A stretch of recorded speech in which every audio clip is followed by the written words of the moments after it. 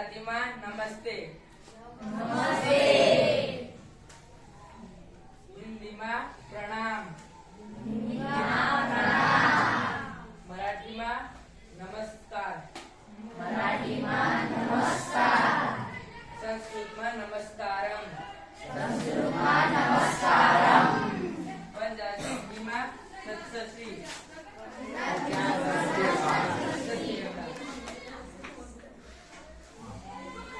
તો આપણે બધાએ ભાષાની અલગ અલગ ભાષાઓમાં શીખવાનું છે. ખ્યાલ આવ્યો? દરરોજ એક વાક્ય અલગ અલગ ભાષાઓમાં શીખવાનું બધાએ.